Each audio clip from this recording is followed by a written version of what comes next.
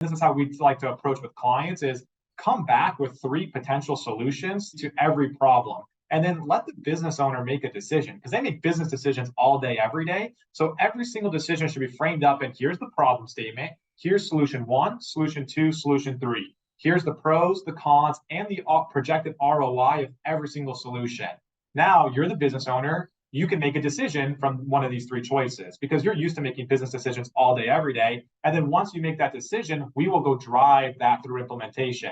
Our guest today is COO Alliance member and Do Wealth Management Senior Advisor Bryce Keffeler. Bryce is leading the build-out and scaling of both the advisory and investment consulting arms of Do Wealth. He dives in deep today on how they use root problem thinking to organize all the ideas of their very entrepreneurial CEO, Jim Do, who is a longtime member of the Genius Network and strategic coach. Bryce dives into how they turned the company into an ESOP, and we also talked about his strong culture fit, having come from an entrepreneurial family where they did book reports over dinner, and his corporate background, and how that has really helped him get in sync with the team at Do Wealth. You'll love this episode. We'll see you on the inside, and make sure you check this one out on our YouTube channel for the Second in Command podcast as well. So Bryce, welcome to the Second in Command podcast. Thank you. Happy to be here, Cameron. Yeah, I've been looking forward to this one for a while, actually, and for a couple of reasons. One, you're a COO Alliance member, and it's always great to have members of ours on the Second in Command podcast. We've interviewed about 310 COOs now, and we're also sharing all of our episodes on our Second in Command podcast YouTube channel, so it's going to be great to learn from you and to have you on the show. And then secondly, you are the second in command of the company that runs my, family office. So you're helping to handle all of my wealth and investments and insurance and all that stuff for me. And you've also worked really hard to help me with my transition from the US into Barbados. And you're now going to be getting ready to help me with the final transition, hopefully into Dubai as well. So why don't we start with you explaining what a family office is and what the business of Do Wealth is all about? Yeah, great question. So a family office is really the billionaires' approach to managing their wealth. And there's debate amongst the billionaires of who started the first family office, but we're kind of thinking back to the dates of J.P. Morgan, the guy behind J.P. Morgan, the Rockefellers. And what these billionaire families discovered is that instead of having these professionals not working together that are not all A players, they realized that they can effectively manage their wealth to the most, or kind of the optimal approach is to bring all these people in-house and working solely for the family on payroll for the family. So think of having your attorney, your CPA, you're an investment advisor, your insurance agent, banker, all of these professionals are literally on the payroll of the family. So they're all working together, they're all A players, and they're all working solely for your family and future generations. So that's the billionaires' approach to wealth management. That's the family office. And at Do Wealth Management, we take that same structure, that's the big idea. But how do we take that billionaire approach to wealth management and take it down to lower middle market business owners? So we define our target demographic as first generation business owners doing over $1 million a year of take home pay. So whether that's profit to the business or W-2, that is what our demographic, our client base looks like. And then we build a virtual family office. So we will help run the team of professionals around that entrepreneur. We'll supplement as necessary, hire, fire as necessary, but we act as the CEO of the virtual family office for our entrepreneur clients. Okay, I'm glad you clarified that, what a family office was in the billionaire market, and then you took a few zeros off the end and explained why you could be my family office and for others as well. You mentioned first generation entrepreneurs. Why is that? Because that was a very specific description of the kind of client that you work for. Why is that? Yeah, we've found over time that the first generation entrepreneur is the creator of the wealth. And because they are the creator of the wealth, their view on money and on spending money as necessary to elevate their game is oftentimes a little bit different in the second or third generation. Generally, in the second or third generation, they're taught more of frugality and conserving resources instead of expanding resources to increase the revenue or the size of the operation. They're more in preservation mode because the first generation generally teaches, hey, they've built something already amazing. And G2 and G3 is about don't blow this. And so we found that just from a personality perspective, we love growth-minded entrepreneurs who are willing to reinvest in their business, themselves, their employees. And not saying that G2 and G3 entrepreneurs don't do that, but oftentimes they're, like I said, a little bit more of preservation mode, not so much in kind of the creation mode. And it's just more of philosophically the types of personalities of entrepreneurs that we better align with. And that's how we like to think as business owners ourselves. And is it mostly entrepreneurs that are your clients, or do you also have, I guess, clients that are dentists and doctors and, lawyers and professionals as well, or is it more of the entrepreneurs that is your niche? Yeah, it's mostly entrepreneurs. So there are some doctors or dentists that are clients, but these are doctors or dentists that are not generally running a practice, right? They are going to be more of, they have, multiple offices in multiple locations. They have special niches. So in order for them to kind of even hit that $1 million threshold of profit, right? Not revenue, but profit, it's generally very hard to reach that threshold without having a little bit of an entrepreneurial spirit, even if you are a lawyer or a doctor or a dentist. Your industry tends to be heavily regulated and kind of there's a lot of oversight, as I understand it, from the marketing that you're allowed to do. How do you market your business and your services within the guidelines of, is it the FINRA regulations, or who kind of regulates the marketing of the services that you do? So we're an independent fiduciary, or essentially what we are is a registered investment advisory, RIA. So we are regulated by the SEC. If we were a broker, which essentially is somebody who takes commissions or sells anything that's commissionable, which we are not, then you would fall underneath FINRA. So we have fiduciary duty to all of our clients. We are regulated by the SEC. So the good news is that the SEC has actually kind of come with the times a little bit in the past few years. And they have new marketing and advertising regulations that allow us, for the first time ever in the last 2 years, to use client testimonials. So you are on our website, Cameron, as we're fortunate enough to have you as a client. So we use testimonials to create social proof, the type of entrepreneurs that we work with, just because we are a high ticket item, right? And we're working with people who are making a lot of money, but there's so much trust involved in what we do. And then a lot of our marketing is really done through two main channels right now. And this is something that as a COO, we're looking to improve upon, as we were just talking about, as we scale into 2024 and beyond.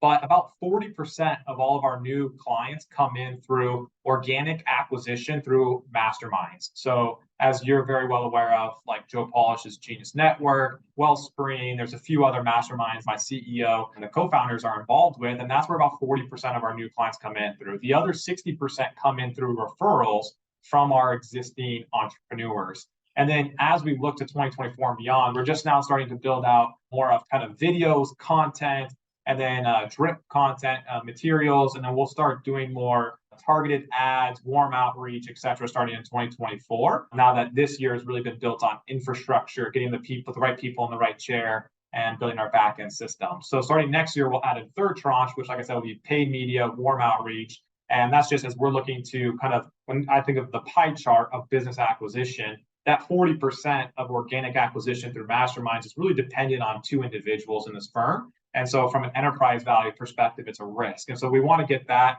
kind of down below 25% over the next 2 or 3 years.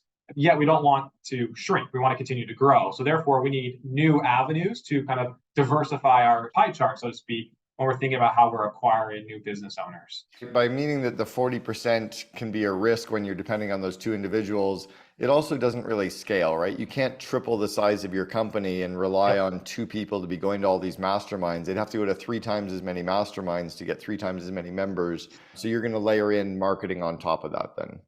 Yep, 100%. And to your point of, they're in, I think, 4 or 5 masterminds, and it's tiring. They're on the jets, all the time. It's a drag. And so, like you said, it's not scalable, and it takes a special personality to be able to maneuver, and a lot of social kind of network, and equity is required in order to be successful in those types of masterminds. How do you show up in a mastermind community and get clients? Can you walk us through what their approach might be? You hit the nail on the head. It's going to be from positioning yourself as a subject matter expert. So it's all about giving. And so when Jim is presenting anytime at a mastermind, it's about giving free value, about, hey, here's things that we're working on within our business, or things that he is doing specifically within his wealth strategies, or more particular, hey, laws have changed, regulations have changed. Here's some tactics and strategies that you as a business owner, participating in this mastermind should be bringing to your team, or you should be aware of. And then oftentimes what happens is the entrepreneur will realize, A, their existing team around them is not bringing them these ideas. And so maybe there's a better solution out there for them, which potentially could be us. Or if not, there's value add still if they can take these ideas to their team and their team can implement on their behalf. So like you said, it's not a sales pitch. It's all about just adding value, but then through adding value and being a subject matter expert, you sound different, you add so much value, then people are like, hey, this is different. No one else is bringing me ideas or saying the things you're saying. Maybe we should continue a conversation. And that's usually how it goes. So I want to throw a potential restriction. It's kind of a hypothetical question, but if Jim and Mimi were the typical entrepreneurial couple running a business and they had kids that were, 6, 10, 12, 14 years old, they wouldn't be able to be on the road going to all these mastermind events every month. They'd be more with their family and doing kids activities. What do you think would have changed, or how would they have had to have adapted their business? And are you kind of considering that as part of your growth now, or does that even come up in conversation because it's hypothetical? It does, because like you said, they are on the road all the time. And, after doing this for the last several years, it's tiring. It's tiring to go on the road all the time, to travel the world, to constantly have to be on your game Friday, Saturday, Sundays, right? And then obviously working during the week, it definitely takes its toll. And so that is why, as I mentioned, we are looking into more scalable marketing strategies by creating more content, warm outreach, paid media, and things that are scalable and also not dependent on them. And I think that if in your situation they had a family, I think the amount of masterminds they'd be participating in would probably be 1 or 2, not 4 or 5. And to your point, we would have been forced into these other marketing channels sooner and quicker. But right now, our client acquisition costs are quite low compared to our LTV, just because we don't spend a whole lot of money on marketing outside of what we're doing right now with the mastermind. So it's been able to help us grow and scale quite profitably and reinvest a lot of our free cash flow into hiring the team and building an amazing foundation. But consciously, as we look at our P&L moving from this year to next year, we are planning on doubling our kind of marketing and advertising budget, knowing that we need to start, acquiring customers through a more scalable channel. So it's intentional. And because of that, we want to make sure we're not having our margins erode. So then where within our current P&Ls are we going to be able to save a little bit of money so that way we can maintain our current margin levels? How does Do Wealth make money? What are your different revenue streams? Right now, it's really simple. We've got 2 revenue streams. About 85 to 90% of our revenue is through fixed monthly fees. So our entrepreneur clients, just like you, Cameron, they pay us a simple fixed monthly fee through their business. So it's a consulting expense, so they can write it off for tax purposes as well. Again, our model is designed and optimized just for our entrepreneur client base. The other 10 to 15% of our revenue is going to be through managing the entrepreneur's assets. So that's an optional service. Most of our entrepreneurs maybe don't have assets for us to manage, or they have an existing relationship with their advisor. Totally fine. But some of our entrepreneur clients like to consolidate. They want us to manage their assets. And if we do manage their assets, we charge about 30 to 40% of the market price, because we really only want to cover our costs, because we want to charge where we add value. And where we add value is in our planning and running the entrepreneur's virtual family office. So that's why the fixed monthly fee is going to be a disproportionate amount of our revenue base. And it's better for our client because those AUM, or assets under management fees, are not deductible, whereas those consulting expenses are deductible to the entrepreneur. So we want to make sure it's optimized for how they're living their life and their business as well. One thing I love about your business and your model and the service is that I don't have to figure out who to use for all the different areas of my assets, insurance and investments and tax and accounting. You already have a stable of all these people that you know and trust, and that kind of already speak to each other and talk to each other. And it's made life really simple for me, and highly appreciated. You got into the company with Do Wealth about 5-6 years ago, but you didn't start as their COO, but you're the COO now. So what was the journey from kind of when you started to where you are today? Like you mentioned, there's a lot of fortuitous bounces along the way of, like you mentioned, alluded to earlier, Jim and Mimi not having kids. I grew up the son of an entrepreneur, a business owner. So I got lucky that when I grew up, at the dinner table with me and my sisters, we were reading Rich Dad, Poor Dad. Like, these are the types of books and book reports that my dad and my mom made us present out to kind of the family. And I was learning how to read P&Ls and balance sheets at a young age. And so I took that background. I went to traditional school, college, MBA, corporate finance, M&A, that route. And then I wanted to pivot to making a bigger difference in individuals' lives. I kind of had the little bit of a altruism of, I didn't feel like I was making a big enough impact. When I was in corporate finance, my charter was to keep the company legal. And then 2, our second charter was maximizing earnings per share. So after several years there, I kind of didn't feel like I was connected to the mission statement and the charter of which I was driving towards. So I wanted to pivot into wealth management where I could work with individuals just like you. And I ended up syncing up with Jim and Mimi. And at that time, Jim was just starting to double down and focus only on working with business owners. So I tell you my story because it was lucky that I grew up in a house of a business owner. So I could speak the language. I understand how they think because I grew up in that environment. And so when we doubled down on business owners, Jim and Mimi were able to go out and acquire new business because I was able to take on all of the operations and the servicing of our clients on the back end. And before me, Jim and Mimi never really had somebody who could do that. So now all of a sudden you have these two individuals who are the typical entrepreneur, very creative, very quick start, not maybe the greatest follow through, but then they are able to complement it with me who can speak the language with the customers or our clients or business owners. I grew up in a corporate environment. I understand SOPs, processes, procedures because I was in corporate America. So it was a great marriage where then I was able to free them up to focus more on fine tuning our story, our messaging, our marketing, and then also allow them to leave the business to go acquire customers. And then that created the flywheel where they would bring customers in, I would lead the servicing, and then building out the processes, the procedures, hiring advisors, scaling the advisor team, building the coaching programs. And then we just started getting on this flywheel. And so that was what was able to kind of really accelerate our growth. We've 5X'd in the last 5 years. So I think it's a typical good marriage when you think through the CEO, and COO that you always preach in your program. My newest book called The Second in Command, I talked a lot about looking for the right culture fit of that second in command. And I think culturally what they found in you, as you mentioned, was the fact that you had the corporate SOPs and the planning and process side, but also the DNA of the entrepreneurial family that you grew up in made you understand the entrepreneurial niche that you're walking into, right? Because if you just came with the corporate experience, you may not have synced so well with this entrepreneurial group. But you also said something about kind of doing book reports in your family. So walk me through that. Did you say like your mom and dad made you read books and then you had to present it back to your family what you learned?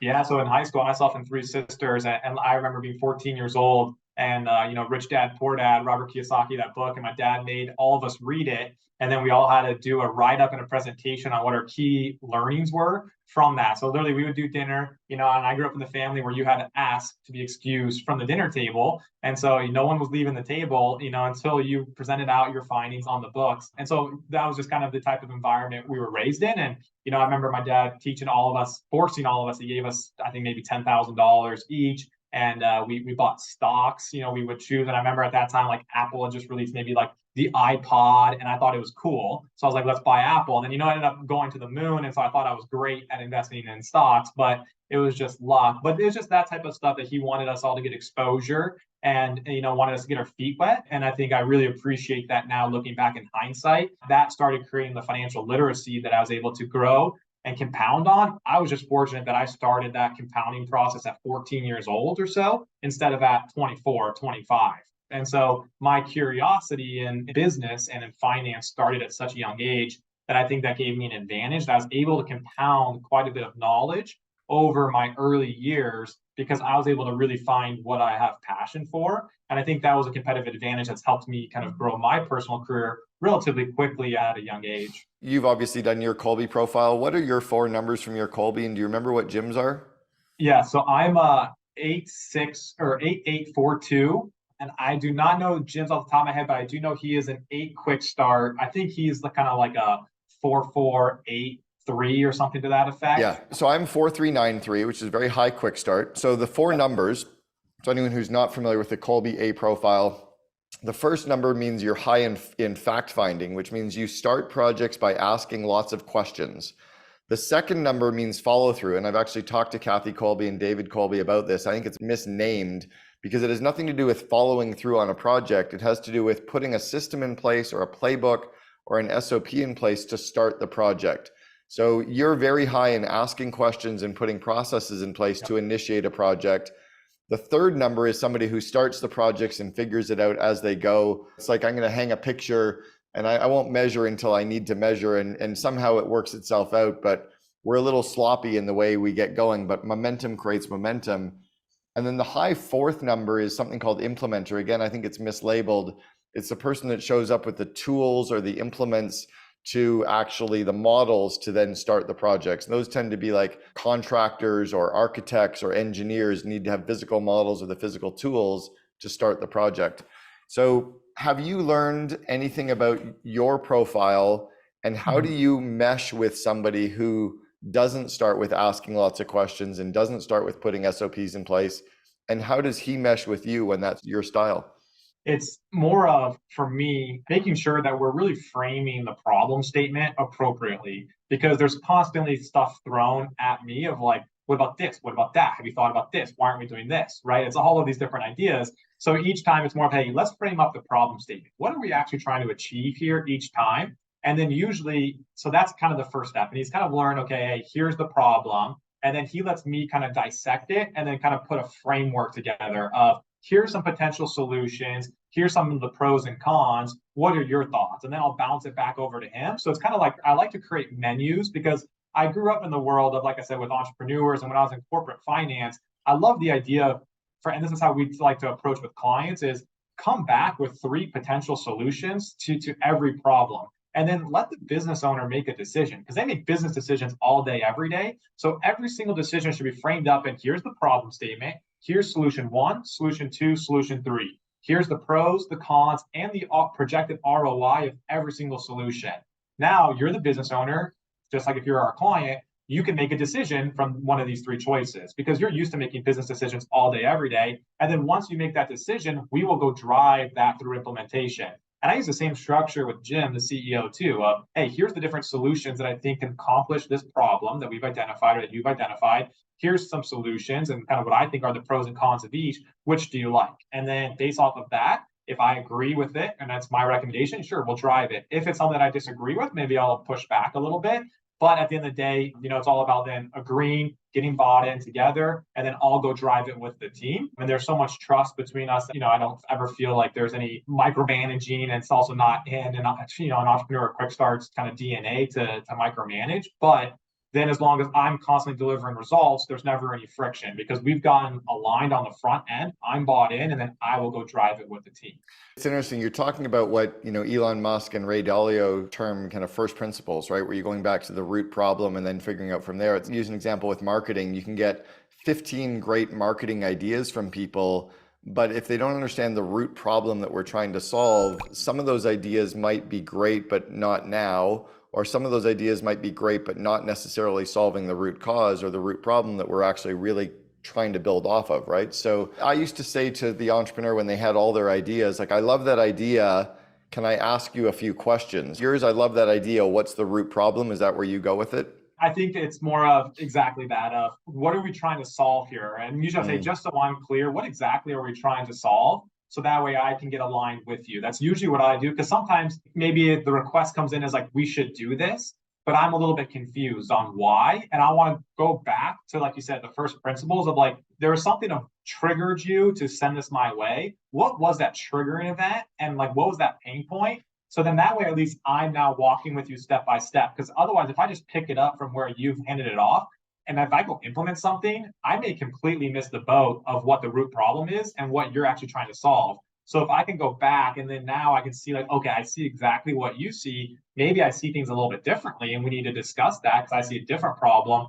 Or at least then I can clearly articulate the problem. So as I'm driving the solution to the team, I need to make sure I can always pull it back to, here's the core theme we are trying to solve. So I can always reframe it with the team. So they're not just taking orders, but they're bought in on the success of whatever the problem is. In the 5.5 years you've been there, I'm sure it's been a really easy ride, right? Super easy. You and Jim just always get along with everything. It has been a pretty smooth ride. Yes, I will say. But how do you get through the normal day-to-day conflicts that happen? And are there any kind of idiosyncrasies, because Jim and Mimi as spouses and partners running the business together also live in the same household? Are there any kind of the family dynamics that come in? No, they do an amazing job. I really respect their relationship. They've got an amazing relationship together. And I will say that, sometimes they disagree. It's not like they're always on a unified front. We are 3 independent thinkers. And sometimes, I will be aligned with one of the 2 and the other will not be aligned. The one thing that's been really great for our partnership is we have very clear transparency. We are willing to say the honest truth, the hard truths right off the bat, and just put our cards on the table, and there's been enough equity built up in our relationship that it's always like we always take it for what it is. There's nothing nefarious, there's no politics, no backstabbing going on. And so we've been lucky to just build on a solid foundation, and we always will come to each other when there's issues or problems or any kind of confrontation. It's really more so just like, hey, here's how I feel. Let me just put this on the table. And then we always want to then just build, kind of build the other person up, or like just circle the wagons together as a team. So there's been very few times when we've disagreed, I would say. And even when we have disagreed, we've always navigated a clear path forward of, okay, I'm a little bit uncertain about this, right? It's usually more so me being the brakes, them being the gas pedal. And so it's like, okay, hey, I hear you. You may see something I don't see, but you're also in a chair to see things I don't see. So I need to recognize that. And so instead of just going straight there right away, let's get on a path to getting there. And let's test drive this a little bit first before we go from 0 to 100. And so usually then they're receptacle or accepting of that. And that's usually like a framework that we've put in a few times. Because I would say the only times, like I said, we get into maybe a little bit of conflict is them trying to go straight to the finish line without me maybe being fully bought in on if this necessary from an investment standpoint or a resource perspective. I talked about that in my book, The Second in Command, where one of the core roles of the second in command or the COO is to save the entrepreneur from themselves, right? We often have to be the brakes to their gas, or as one of my clients said, they have to be the leash to the entrepreneurial dragon at times. So one of the things that you just mentioned, you mentioned equity, and I wanted to ask you about something. This will be a unique segment. You and Jim turned the company into an ESOP. Can you explain what that was and what that process, how you went through that process, and any lessons for people that are considering? It's a very unique exit opportunity or liquidity opportunity for entrepreneurs. And so, as you mentioned, Jim and Mimi are the co-founders of the firm, husband and wife, and then I was the only other partner. So us three were the partners of the company, and Jim and Mimi do not have any children, and there was really no legacy play for them. Their legacy is this business that they've built. And kind of pulling back on some of the things we talked about earlier, we are a fiduciary, which means that we're legally obligated to put our clients' needs ahead of ourselves. We don't sell any products. We don't do any commissions, referral fees, kickbacks. And that's a differentiator, unfortunately, in my space of financial services. And so when we were examining the board of how can we create liquidity for Jim and Mimi as they look to maybe a new season of their life over the next 5 or 10 years, selling to private equity and maybe more of the traditional roll-up models, there is so much money that we are leaving on the table because we can make a lot of money from commissions, referral fees, kickbacks, like all of these different revenue streams that we are not intentionally not doing right now because we want to be that pure fiduciary to our clients. So one of our biggest goals was to not bastardize the model. And that took a lot of the exit options off the table. Another was that we wanted to create liquidity for Jim and Mimi as they enter a new season of their life over the next 5 to 10 years. And then the third thing we were looking to do is how can we help create enormous wealth for our employees who are loyal to us and have helped us build this amazing business. And so the ESOP, or essentially selling to an employee stock ownership plan, checked all of those boxes. And so mechanically, what we all did is we sold 100% of our shares to the employee stock ownership plan. We are on the board of directors, and the board of directors gets to hire and fire the managers. And so therefore, we still have control. We did have to introduce a few independent trustees and board members as well, just to make sure we play by all the rules. And then what has happened is that as the ESOP now in the United States here, it doesn't pay taxes anymore as a business. And so what happens is the business makes money, the ESOP, and then it takes the profit and it's paying down the notes or the debt that Jim, Mimi, and I are carrying because we essentially sold for a piece of paper or an IOU. So it's tax advantage to us too, because now we're paying a lower capital gain taxes on the proceeds that are getting paid off towards us instead of ordinary income. And then just as important as what we discussed, now all of our equity is owned by this employee stock ownership plan. So every year, a percentage of our shares are dumped into a pool and spread amongst all of our employees. So now all of our employees are owners in our business, and they don't have to pay for any of this. It's all included in being an employee, and it's based off of their W-2 compensation. And it's a wonderful thing because now also we've been able to realign the entire business towards enterprise value, because that is what drives the value of the ESOP and our valuation. And that's also what drives the compensation that each employee gets with their shares. So now we focus on enterprise value. What drives enterprise value is our margins, our EBITDA. Okay, what drives that? Revenue and expenses. So now everyone's a shared owner. And then every single quarterly offsite that we do, I have a presentation that updates them on where we're at, how are we doing compared to budget or compared to target. So hopefully every employee feels bought in that they are a true owner and they're getting visibility into some of the operations and the financial metrics. And that is directly impacting the value of the shares they own in their ESOP account. Did you guys turn to any advisors or books to help you structure this? Or is this something that you just know intuitively as you're in that industry already? Yeah, it's more of the latter. We just knew because we were in the industry, we've seen some creative transactions in the space, and kind of given those three criteria we were looking for, this was the most logical approach for us. And it also, we have a 5 to 10 year runway in order to get the money off the table. And so it made sense that we didn't need to get the check up front. And we wanted to make sure, like I said, that we create something amazing for our employees. All right, I want to go back to the 21, 22-year-old Bryce. He's just kind of graduating his undergrad and getting ready to start off in his career. What advice would you give to the younger you that you know to be true today, but you wish you'd known when you were 21 or 22? I think I would go back to relationships. I know that people always told me relationships, and I was the type of person who was doing informational interviews, trying to expand my network.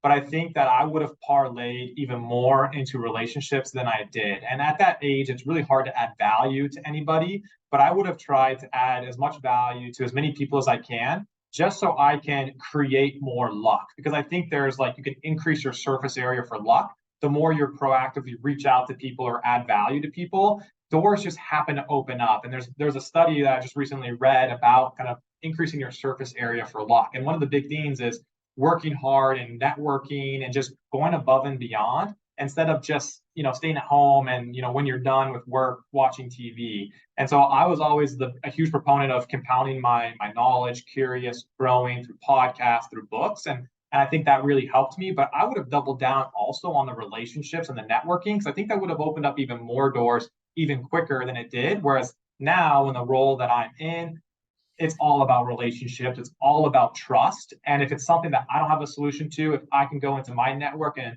call in a favor to get somebody helped out, all of that goodwill comes back to me, and it helps just kind of grow and expand and compound the brand of our business, and also me as a fixer and as a doer. And so I would have started that compounding a little bit earlier if I could go back quite a while there. Bryce Keffeler, the senior advisor and second in command for Do Well. Thanks so much for sharing with us on the Second in Command podcast. Thank you, Cameron. Appreciate you. Be very frank in what it is you need. The job description, the geography, the experience, everything, so that they're not spinning their wheels and wasting time giving you candidates that are not what you wanted or needed. Also, be open to their input, because they're the experts, right? If you've hired them to help you, let them help you.